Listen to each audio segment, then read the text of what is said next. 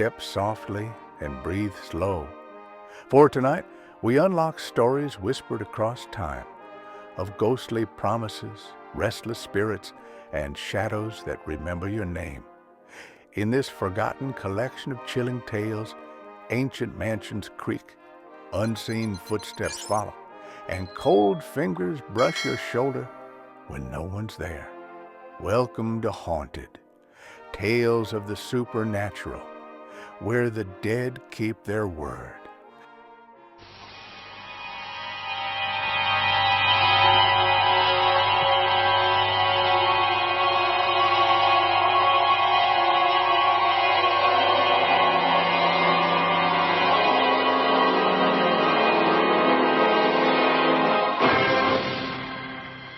We present Haunted, Stories of the Supernatural.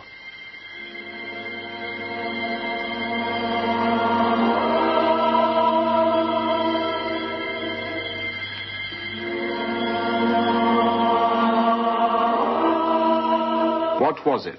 By Fitz-James O'Brien. Adapted to radio by Derek Hodinott. Starring Peter Marinker as Harry, Blane Fairman as Hammond, and Helen Horton as Mrs. Moffatt.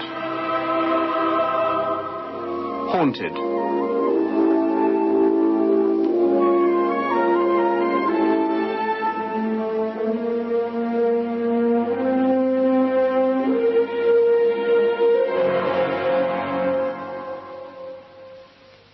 It is, I confess, with considerable diffidence that I approach this strange narrative.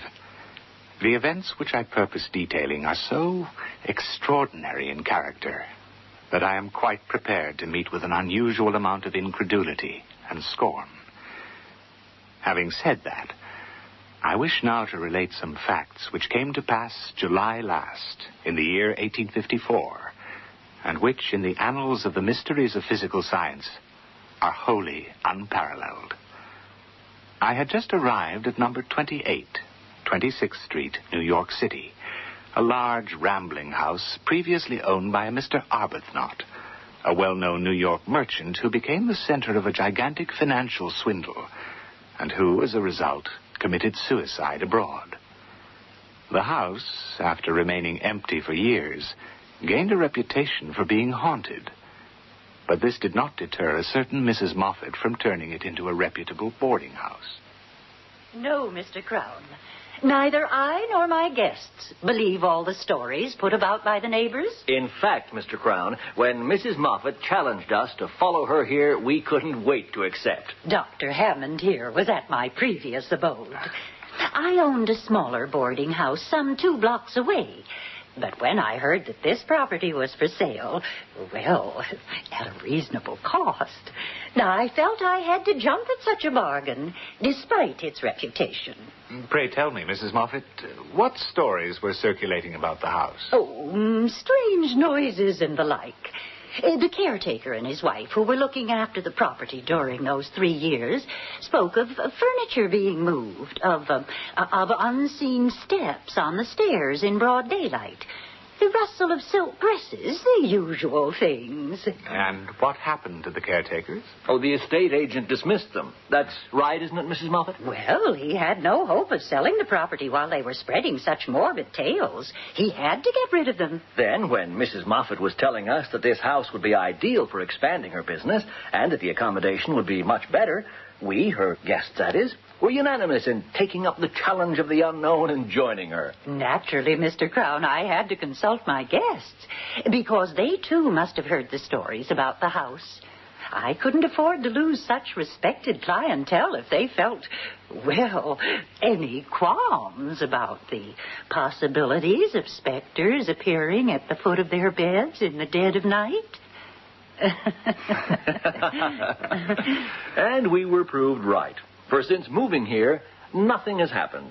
Nothing at all? Well, something has, then. There is an explanation, as I pointed out to Dr. Hammond. What was it? It happened in my bedroom as I was washing before going to bed. Mm-hmm. The candle suddenly went out. A window was open. A breeze. The window was not open. And if it had been, the night, I recall, was still. I'm sure there is an explanation, but... You haven't found one? Not as yet, no. It's an overactive mind caused by all that reading, Doctor. You're probably right, Mrs. Moffatt. All of us have read up on supernaturalism, psychic research, and... What's the matter? Harold Crown, you said? Yeah? Are you the author of The History of Supernaturalism that I've just read? For my sins, yes, I am. Well, good Lord, Mrs. Moffatt, we have an author in our midst. And not only an author, but a specialist in spirits, an expert in ghosts. I wouldn't call myself an expert. Tell me, Mr. Crown. Yes, Mrs. Moffatt? What brought you to my establishment? How did you hear of its existence? From a friend. He stayed here, then? No, he'd heard the rumors, that's all. He had a house, the garden of which backed onto yours. Naturally, he could not help but hear the gossip. Oh, I see. But you do have business in New York. You see what Mrs. Moffatt is doing, don't you, Crown? What's that? She's trying to find out the real reason for your coming here. Business or merely ghost hunting? I suggest we move into the dining room. I think tea is going to be particularly interesting. I can't wait to introduce Mr. Crown to them. I believe he's come here for one thing only, to try and catch our ghost.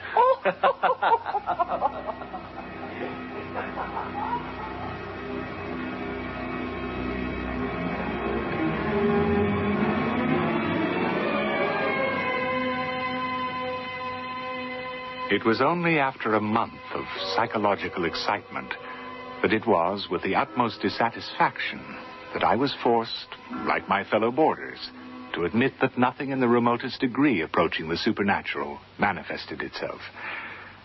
I suppose I should have left there and then, for Mrs. Moffatt and Dr. Hammond were right. I had come to the house in order to seek out the strange happenings which had been reported to me.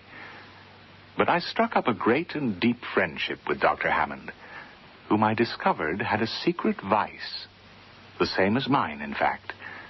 It was a discovery I made as I smoked my pipe in the garden one evening after dinner. Harry, forgive me for asking. Yes, Stephen? What is it? I thought so. What's the matter? My friend, we share a common interest. I wasn't sure at first, but now... You smoke opium. Well, yes. Yes, I do. But please don't mention it to Mrs. Moffatt. I don't think she...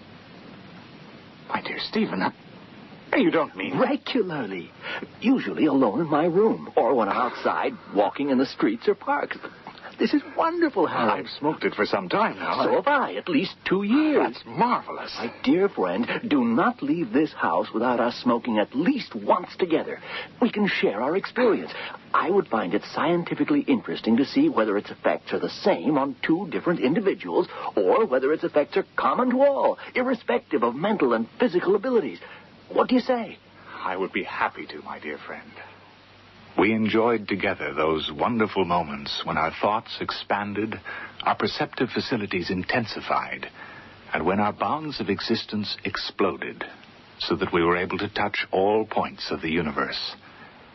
But the hours which the doctor and I spent together were regulated with scientific accuracy. We did not blindly smoke the drug of paradise and leave our dreams to chance.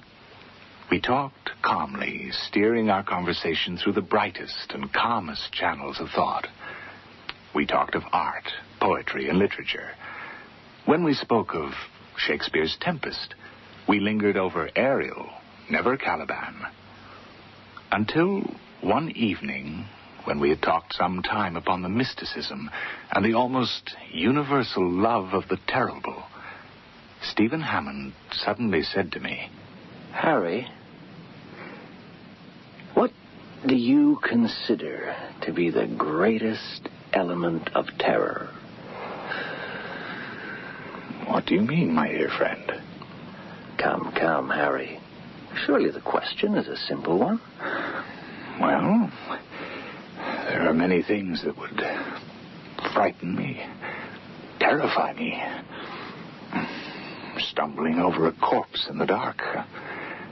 Beholding, as I once did, a woman floating down a deep and rapid river with wildly lifted arms and awful upturned face, shrieking in fear as she died in the freezing waters. I must say, Stephen, I've never considered the subject before. I cannot, therefore, attempt even the most vague definition. Well, I am somewhat like you, Harry.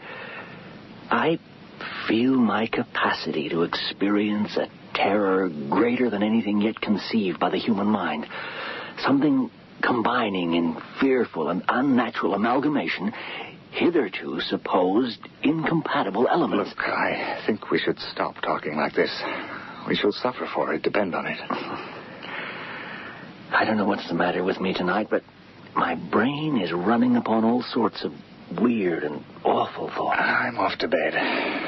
Opium and nightmares should never be brought together. How sultry it is anyway.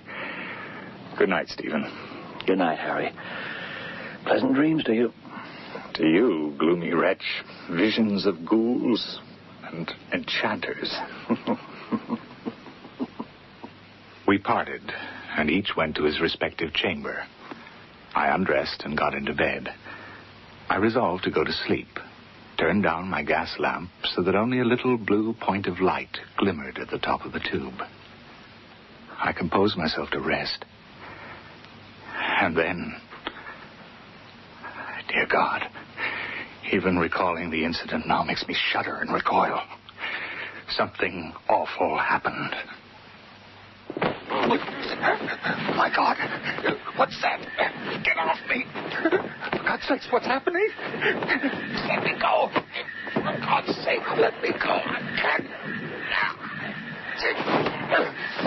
The light. I must turn off the light. My throat. Take your hands from my throat. I can't breathe. I can't breathe. Oh, my God. Leave me alone. Where are you? Where are you? I can't see. Dear God, I cannot see. I can hear you, but I can't see you. Take your hands off me. Let go of me. Help. Help. Assassin. Please, someone. I've got you. I've got you. Now, stay still. Stay absolutely still while I turn the light up.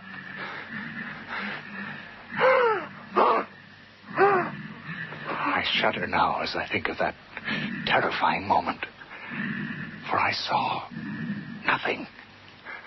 I had one arm firmly clasped round a breathing, panting, corporeal shape, my other hand gripped with all its strength a throat as warm and apparently fleshy as my own. And yet, with this living substance in my grasp, with its body pressed against my own, and the bright glare of a large jet of gas, I beheld absolutely nothing. Not even an outline. A vapor. My God! Harry, what's going on in here? Stephen, help me. Harry? What's happened? What are you doing? Please, come closer. For God's sakes, come closer. I can hold this thing down only a short time longer. What? Hold its arm down. There. Its arm is there. It's gradually overpowering me. Help me, for God's sakes, help me. Harry, there's nothing there. You've been smoking too much opium. I swear to you, Stephen, this is no vision. Don't you see how my whole body shakes as it struggles beneath me? Please, Stephen, if you're not convinced, feel it, Harry. touch it. Harry, please, there is nothing there. Can't you hear it breathe? Listen. Harry, please. Listen, damn you. Harry, you'll have Mrs. Moffatt. Listen.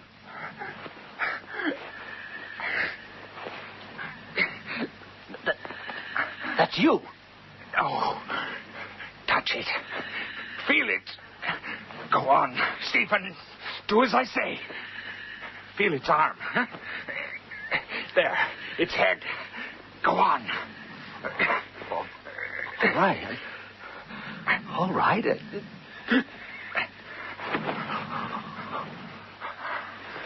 Oh, my God. You felt it?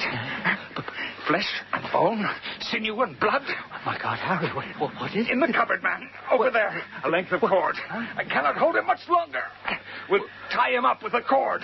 But there's nothing there. We Get the cord, for God's sake, before he gets free again. Yeah. I've got the cord, Harry. Well, go on. Tie him up. Tie the thing or whatever it is up. Very well. His hands are there. Now tie them first. Hurry, I'm weakening. Yes. I can feel the hands. Oh, God, hurry. We ought to get help. Harry. Now the other hand. Please, Stephen, hurry. What are you going to do? Now, pull the hands together. Then we'll tie the feet. He nearly got free then. Quickly, Stephen, tie the feet together. I feel sick. Harry, I'm going to be sick to touch something and not do it, Stephen, for heaven's sakes, man. Just do it.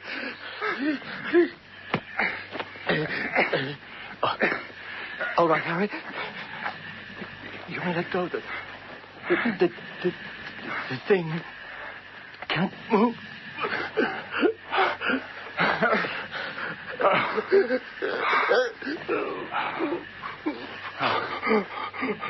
It's all right, Stephen.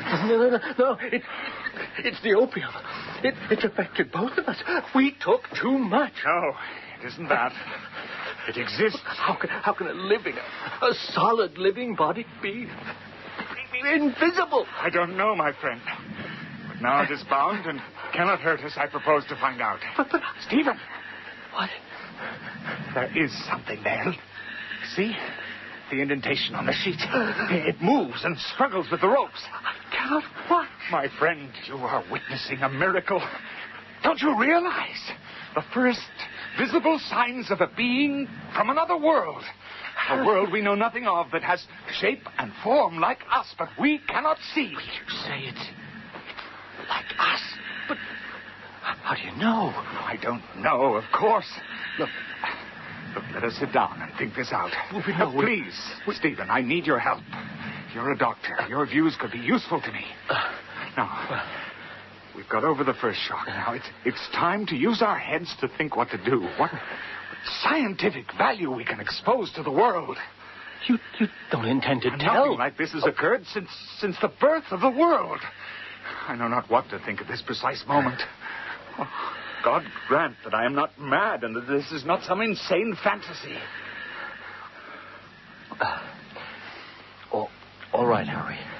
Now, let us reason a little. Good man. Now, here is a solid body which we touch, but which we cannot see. Yes. Right? Now, the fact is so unusual that it strikes us with terror. Is there no parallel for such a phenomenon? Take a piece of pure glass. It is tangible but transparent. A certain chemical coarseness is all that prevents its being entirely transparent as to be totally invisible. We do not see the air, but we breathe it, feel it. That's all very well, Stephen, but these are inanimate substances. Glass does not breathe. Air does not breathe. This thing has a heart that palpitates, a will that moves it, lungs that play and inspire and respire. Listen. You hear it breathe? It sleeps. Oh, but you forget. You forget the phenomena of which we have heard so often of late. At the meetings called spirit circles, invisible hands have been thrust into the hands of those persons round the table. Warm, fleshy hands that seem to pulsate with normal life. Then, like me, you think that this thing is... I don't know what it is. But please the gods, I will, with your assistance, thoroughly investigate it.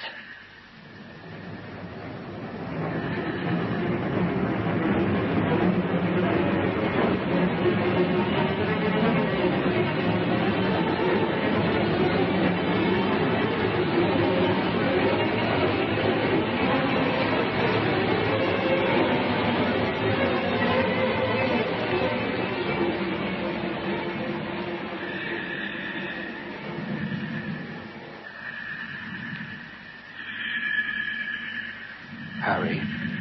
Yes. What form, what shape do you think it takes? Well, as far as I can make out by touch, it has a human shape. There is a mouth, a round, smooth head without hair. There is one thing, Stephen. What? His hands. What about them? Well, they seem to be that of a boy's. What are we going to do, Harry? Tomorrow morning, when the house is astir, when Mrs. Moffatt has the rooms clean, we can't leave it here. It's asleep now, but tomorrow when it wakes up... We shall have to pretend that I'm ill. Gone down with a fever. You can say that you think it ill-advised for anyone to enter the room for the time being, apart from yourself. Stephen, I've just had a marvelous idea. What? A setting of plaster. What are you talking about? By covering it with a setting of plaster, we shall be able to determine its form. That's all right if it remains still, Harry, but look how it struggled with you. Look at the strength it contains. The plaster would never set. Oh, then we have to find a way of keeping it still. Tying it down doesn't totally prevent movement. Chloroform. That's a good idea. If it'll work. Oh, why shouldn't it? If he has the same senses, feeling as a human being, why not, Stephen? We ought to tell Mrs. Moffatt. The others have a right to know. When we have the answers, Stephen. Now look. Tomorrow morning, you tell them I'm ill, and it will be necessary for you to remain in my room all day in order to keep my fever down. I'll bring the chloroform and plaster. Tomorrow, we'll know. We'll know what lies there. And then, only then, can we truly explain to the world what we have discovered. And so it was. All day we worked silently in my bedroom so that Mrs. Moffatt would not suspect. The lie having been communicated to the rest of the guests, Dr. Hammond returned to my room with the chloroform and the plaster. By this time, the thing had woken up. It struggled at its fetters, breathing deeply and angrily. We chloroformed it, and within minutes it fell silent. We managed to undo the rope, and then, carefully, slowly we covered it in the plaster. Never was anything revealed that was so horrible, so... Even now I feel sick at the thought of it. It was shaped like a man, distorted, uncouth, and horrible, but still a man. It was small, not over 4 feet high, and its limbs revealed development that was unparalleled. It had the physiognomy of what I should fancy a ghoul might be. It looked as if it were capable of feeding on human flesh.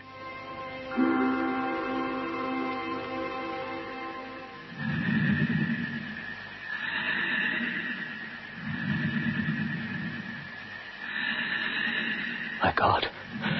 Harry. I know.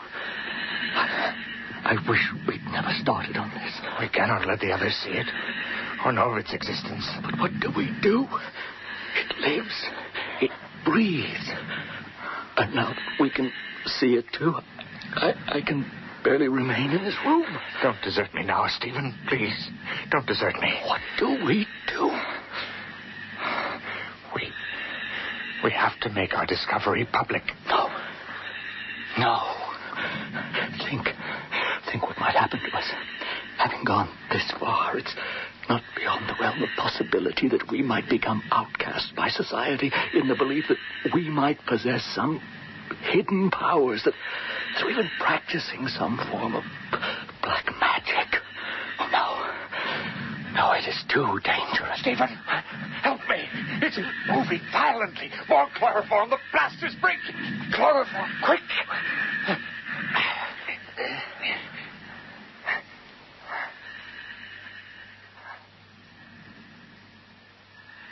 Several days passed. The most distressing part of the affair was that we were entirely ignorant of what the creature habitually fed on. Everything in the way of nutriment that we could think of was placed before it, but was never touched. It was awful to stand by and hear the hard breathing and know that it was becoming hungrier weaker and weaker.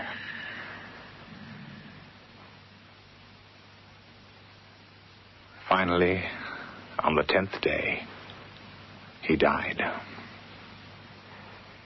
The thing died at 2:30 exactly, and the sudden silence in my room was deafening.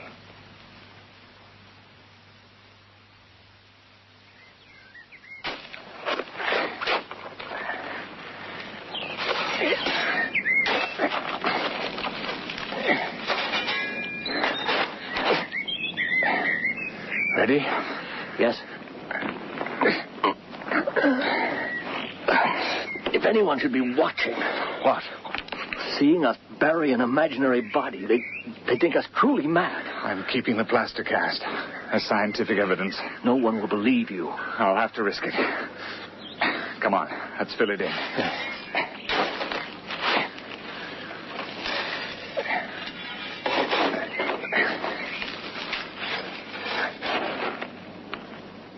What's the matter now?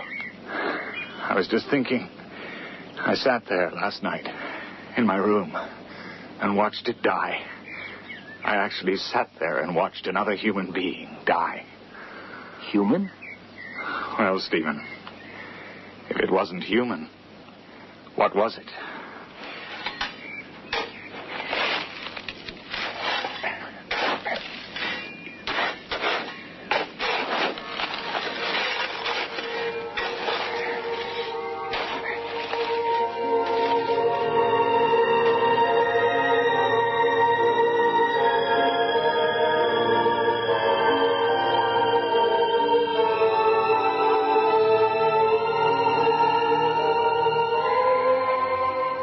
That was What Was It? By Fitz-James O'Brien, starring Peter Marinker as Harry, Blane Fairman as Hammond, and Helen Horton as Mrs. Moffatt.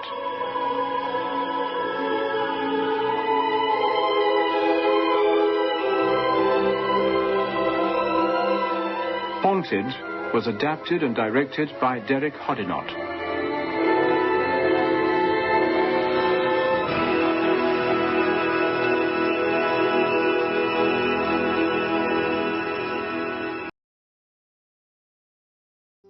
Well, folks, that's all for tonight's broadcast here on Randy's Old Time Radio Shows. Now, bringing these golden oldies back to life takes no small amount of time and effort from our good friend Randy, cleaning up the audio, converting the files, and making sure each show has the best audio possible.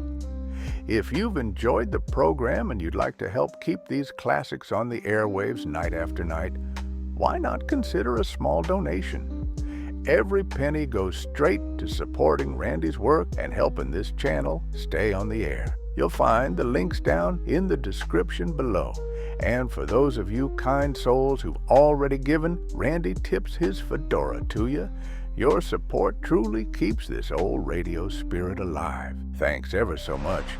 And until next time, keep those dials tuned and keep the memories rolling.